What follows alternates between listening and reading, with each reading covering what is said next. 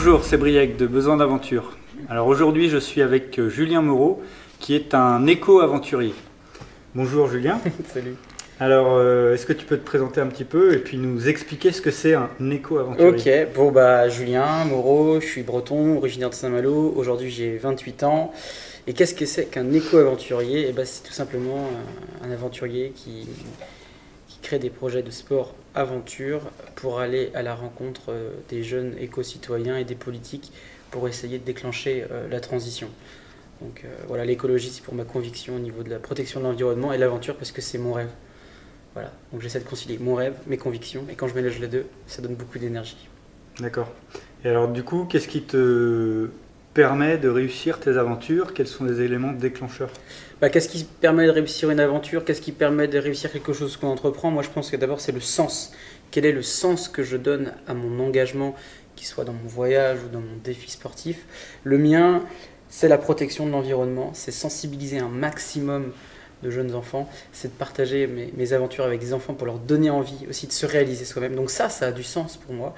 Et donc le sens donne de l'énergie. Par exemple, souvent, quand on a un métier où on n'a plus de sens, on est découragé, on n'a plus envie de faire les choses, on perd le goût, les saveurs, et c'est là où arrive la démotivation. Et là, d'ailleurs, si dans votre métier c'est le cas, il faut se poser les bonnes questions de qu'est-ce que je veux dans mon métier, qu'est-ce que je veux dans ma vie, et retrouver le sens. Donc voilà, dès qu'on a du sens, ça libère beaucoup d'énergie. Donc moi, c'est réaliser mes rêves et défendre l'environnement.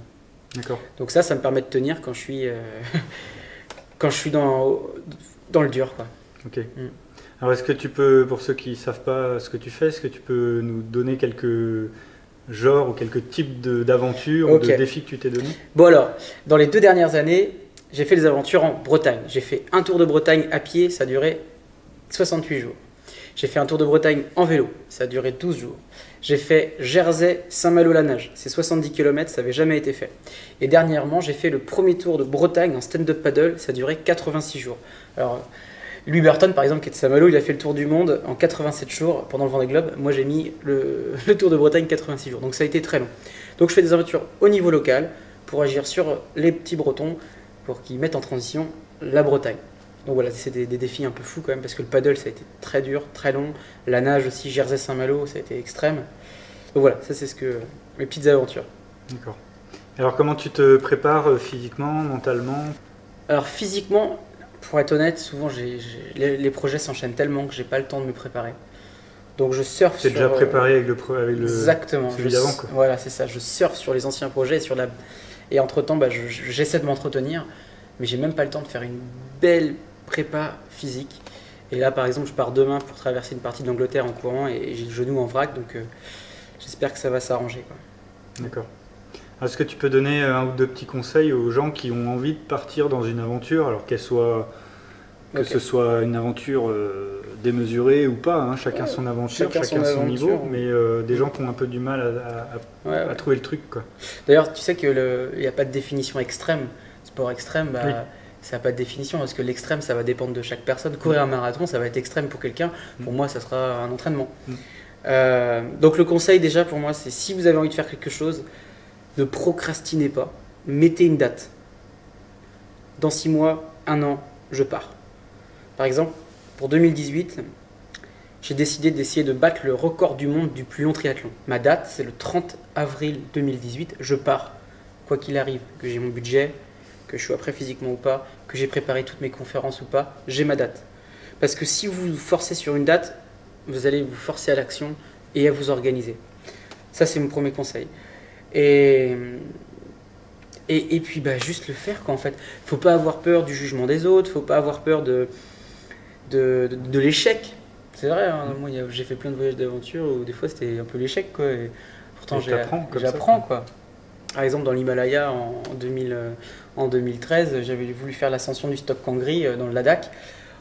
Je me suis retrouvé à 5000 mètres d'altitude, complètement malade à cause du le mal aigu des montagnes, le MAM, parce que je ne m'étais pas assez acclimaté, j'avais pas mangé assez, j'avais pas bu assez, et je commençais à avoir un début d'œdème cérébral, j'avais un mal de crâne à en pleurer. Donc ça, c'était un bel échec. Puis j'y suis retourné, j'ai réussi à faire mon ascension en solo à 6153. Très belle expérience. D'ailleurs, là-haut, j'avais compris que tout était possible et que les seules frontières, ce sont celles qu'on a dans nos têtes, quoi.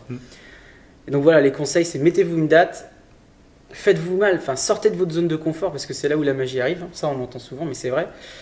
N'ayez pas peur du jugement des autres, n'ayez pas peur de l'échec, et puis oubliez pas une chose, c'est que on va tous crever, on va tous mourir. Et un jour où on sera allongé sur son lit de mort, on se dira qu'est-ce que j'ai fait de ma vie? Est-ce que j'ai fait ce que je voulais vraiment faire? Est-ce que je me suis adapté par rapport au comportement des autres? Et moi, j'ai 28 ans, je peux mourir demain. Pas grave. J'ai donné mon max. J'ai donné mon max dans tout ce que j'ai fait. Et j'espère que ça sera toujours le cas, quoi. Donc pour moi, je regretterai rien, quoi. Donc voilà, c'est mettre une date, passer à l'action, on s'en fout du jugement des autres, et puis on n'oublie pas qu'on n'est rien et qu'on va disparaître. Et que le plus important, c'est d'avoir un impact positif dans sa vie et pour les autres, quoi. Voilà. Ok. Alors, une petite dernière question. Pour toi, c'est quoi avoir l'esprit d'aventure? L'esprit d'aventure, c'est pour moi quelqu'un qui est curieux, quelqu'un qui s'éduque. Parce qu'on ne peut pas être un aventurier si on s'éduque. Enfin, pour moi, il faut déjà être curieux, c'est la première chose. Après, c'est être déterminé, persévérant, pas lâcher le morceau, quoi. On y croit, on y va. On chute, on recommence, on chute, on recommence. Et la troisième chose, c'est défendre des valeurs nobles. Voilà. Je pense qu'on ne peut pas faire des grands projets ou des grandes choses dans sa vie si c'est que sur des valeurs futiles. D'ailleurs, dans nos sociétés capitalistes, on voit bien que il y a beaucoup de mal-être dans nos sociétés. En France, il y a un suicide toutes les 50 minutes. Donc si on développait un petit peu plus cet esprit d'aventure, aller vers des choses qui nous tiennent à cœur, des valeurs nobles, et qu'on lâche pas le morceau, et qu'on soit curieux, Moi au début, quand je voulais faire mes aventures, je suis allé taper à plein de portes, tu vois, je suis allé parler avec plein de gens, et voilà, aujourd'hui je suis aligné par rapport à qui je veux être, quoi. C'est pas facile tous les matins, hein, mais j'essaie de devenir la meilleure version de moi-même, et pour l'instant, je suis content, je suis droit dans mes bottes, quoi. Donc voilà. Ok. Bah écoute, merci. Je t'en prie, ça fait pris un peu de ton temps. Et puis, rendez-vous sur le blog Besoin d'Aventure, et puis il y aura d'autres vidéos, d'autres aventuriers bientôt, prochainement. Voilà. Merci. Et passez à l'action surtout, hein, c'est le plus important.